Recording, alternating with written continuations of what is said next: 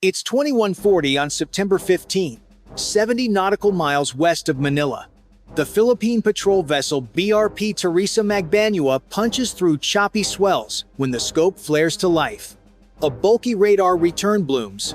China's Type 815G spy ship Tianwangxing, running dark and silent. Alarms hammer, boots pound steel, hatches slam. On the starboard horizon, a sharper silhouette slides in. Type 50, 2D destroyer Gilan. Its deck lights wink, then vanish. A China Coast Guard cutter angles across the bow while a Z-9 helicopter skims the waves, its searchlight cutting a white lane through the spray. Radios pop with clipped commands. Engines rise to a roar. The bridge orders. Intercept. Hold course. Floodlights snap on. Laser dazzlers flicker in the haze. Water cannons arc and drift in the wind. Crew strap in. Gloves tight. Eyes on arcs of fire. Both sides edge closer, meter by meter, neither yielding an inch of water or pride. No one fires.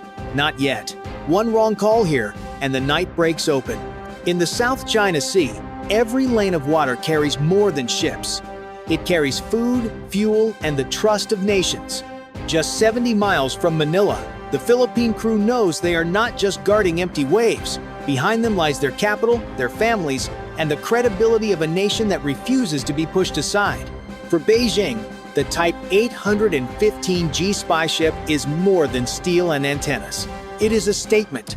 China can watch, measure, and pressure its neighbors whenever it chooses. Backing it up, the destroyer Gilan is a floating warning, bristling with missiles designed to remind smaller navies of their limits. And the Coast Guard cutter plays the shadow role, less lethal, but aggressive, meant to test resolve through close passes and intimidation. At this exact moment, a major U.S.-Philippines exercise, Cope Thunder 2025, unfolds in the background. American F-35 roar overhead at Clark Air Base, while Washington stresses its commitment to treaty obligations. That makes every move here more dangerous. If a collision sparks, it may not stop at two ships. It could pull in allies, jets, and entire fleets within hours. The South China Sea is already the world's most contested waterway, and tonight its balance hangs on a handful of men staring through the dark. The Philippine commander's dilemma is clear. Turn away, and Manila signals weakness. Hold course and risk a direct clash with one of the world's most powerful navies.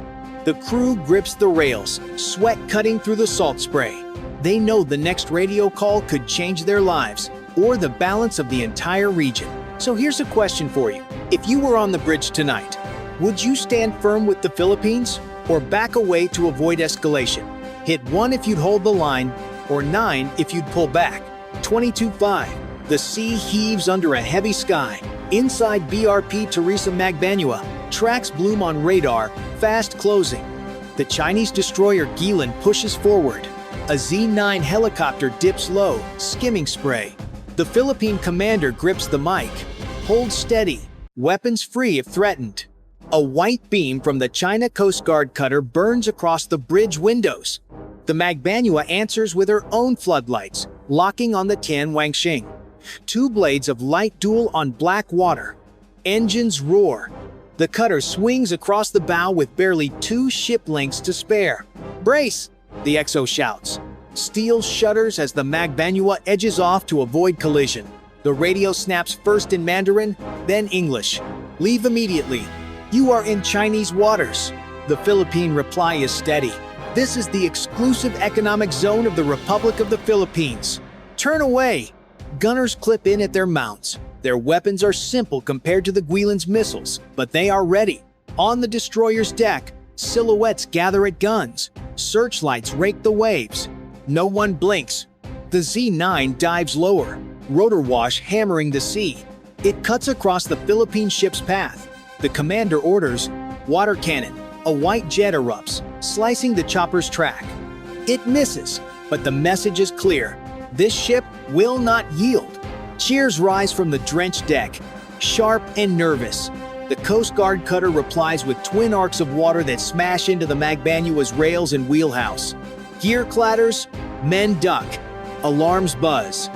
In this duel, Even water feels like a weapon. Above, another sound builds. F-35 from the Cope Thunder exercise rip across the clouds. Lights dim, speed high. They do not engage, but their presence looms.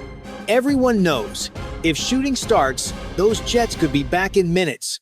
The bridge steadies, helm holds course, engines stay at battle power.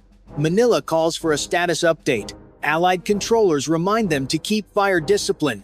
The crew straps in, sights fixed, breathing measured. The opening move is made, and it cannot be undone. The Philippine ship stands firm. The Chinese formation closes around the spy vessel. Every sailor knows the truth. Once momentum builds at sea, stopping it is the hardest maneuver of all. The next choice belongs to Beijing. 22:25. The standoff enters its second hour. The sea churns between hulls as both sides edge closer. From the Magbanua's deck, sailors see the Chinese flag snapping in the wind, lit by the glow of the destroyer Guilin. Every wave feels sharper, every second heavier. The Philippine ship shifts 2 degrees to starboard small, but calculated. By narrowing its profile, the vessel presents less of a target and brings its guns to better angles. Spotters call out bearings, gunners adjust. The crew knows this is not just about one patrol. It is about proving they will not be shoved aside in their own waters. Then, new pressure. Several drones lift from the Chinese cutter, buzzing low and fast. They dart toward the Philippine vessel like metal hornets. A gunner fires tracer bursts tear the night, cutting one drone down. Another explodes in spray, but a few slip through, orbiting dangerously close. Cameras swivel, lenses gleam, feeding intelligence back to Beijing. The Z-9 helicopter sweeps in again, flying parallel, a camera pod aimed at the Philippine bridge. To the crew, it feels less like observation and more like targeting. Tension climbs. Orders ring out, maintain course, lock on but hold fire.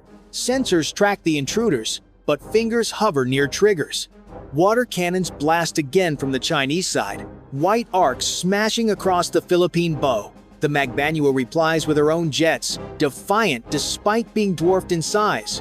Spray covers the deck. Men stagger, but they hold fast. Overhead, the sound of jets fades, then returns U.S. fighters circling at distance, unseen but not forgotten. Their presence is a silent shield, one that could turn into firepower if the line is crossed. Philippine sailors draw strength from that thought, even as they face down the storm ahead. Every move now feels like a coin toss. A wrong turn could spark a collision. One accidental burst could ignite a firefight. The crew glances at their commander. He stands rigid, eyes forward, jaw tight. For now, restraint holds. But the question lingers. Is restraint enough? If you were here, would you back Manila's decision to hold steady or demand a harder push against Beijing's pressure? Type 1 if you'd stay the course, or 9 if you'd strike back. And don't forget to subscribe for the next clash at sea. 22:45. Tension is already unbearable when the unexpected arrives. A second Chinese destroyer does not appear, but something smaller, faster, and harder to counter does. From the Guilin's deck, rigid hull boats launch into the water, packed with armed Coast Guard units. At the same time, 2 new drones skim low over the waves, almost invisible on radar. The Philippine crew realizes the game has changed. These are not just shows of force, they are probes, testing gaps in defense. The boats dart in erratic lines, weaving close, blasting spotlights and loudhailers. The buzzing drones circle overhead, dipping so low sailors feel the wash of their rotors. "Contact incoming," the deck officer yells. Gunners pivot, but the commander halts them. Firing now could spark a clash. Instead, he calls in the last line of defense. Small, fast boats launch from the Magbanua. Sailors scramble aboard, throttles roar, engines scream into the night. The encounter turns into high-speed chess. Chinese boats cut across. Philippine boats block, spraying water arcs, maneuvering within arm's length. Above, the 2 drones streak in, angling as if to crash straight into the patrol ship. Sirens wail, floodlights blaze. For a heartbeat, everyone believes the next moment could be the last. But the drones veer away at the final instant, passing so close their engines rattle the bridge windows. Pure intimidation. Yet the sailors hold firm. teeth clenched, knuckles white on grips. The twist is clear. This is no longer only about territory. It is about breaking will, pushing a small patrol ship to endure against a swarm of threats, boats, drones, and helicopters at once. 23-5. The standoff finally breaks into chaos. The Chinese boats surge closer, engines howling, their crews shouting through loudhailers. The Philippine fast boats intercept, weaving across the bow, spraying water arcs that hammer against hulls. Metal scrapes. For the first time tonight, steel meets steel. On the main deck of the Magbanua, gunners swing their weapons, tracking the drones diving overhead. One comes straight in, alarm shrieking. A burst of tracer fire cuts the sky impact. A fireball erupts, raining sparks into the sea. The second drone veers wide, then swoops again. This time, the ship CIWS spits a storm of rounds, shredding it before it can close. The Z-9 helicopter loops back, circling at near point-blank range. Its searchlight blinds the bridge, its sensors locked on the patrol ship. "Targeting radar!" a sailor yells. For a split second, the Philippine commander considers the unthinkable, pulling the trigger on a Chinese aircraft. Instead, he orders a hard turn. The patrol ship heels sharply, spray blasting across the deck. The maneuver throws off the chopper's aim, but only just. Then the Chinese cutter charges. Floodlights blaze, sirens scream. It cuts across the Magbanua's bow with only meters to spare. Water cannons pound both sides, drowning the deck in sheets of spray. Sailors hang on, soaked, teeth clenched, refusing to back away. Overhead, F-35 fighters roar back into view, low and menacing. Their silhouettes slice the clouds, and for the first time, the Chinese formation hesitates. Both sides know, if a single shot is fired now, the clash will pull in powers far beyond this patch of sea. The bridge is electric. Radios crackle with warnings. Engines thunder, lights flare. The Philippine crew holds their ground, weapons trained, nerves fraying. Across the waves, Chinese sailors mirror them, fingers hovering above triggers. Every man knows the next second could decide not just the battle, but the region. And here's the choice. If you were standing on that deck tonight, would you fire first to push back, or hold steady on the razor's edge of restraint? Comment 1 if you'd stand firm, or 9 if you'd strike and subscribe now so you don't miss how this crisis ends. 23-40. The clash ends not with missiles, but with silence. The Chinese formation slowly peels back, the Tianwangxing spy ship slipping into the dark, trailed by the cutter and the destroyer Guilin. Their lights fade across the horizon, but the message remains. They can return at any moment. On the Magbanua, sailors stand soaked and exhausted, gear dented, nerves frayed. They did not fire the first shot, but they endured every shove, every drone, every spotlight. Tonight they held the line, yet no one feels like a victor. The sea around them is littered with broken drone parts and the echoes of threats that never became open fire. In Manila, officials move quickly. The government declares the encounter proof that the Philippines will defend its exclusive economic zone.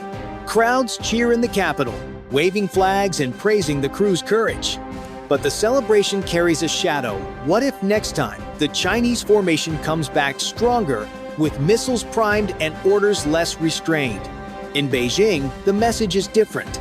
State media shows images of Chinese ships holding position, declaring the operation a success.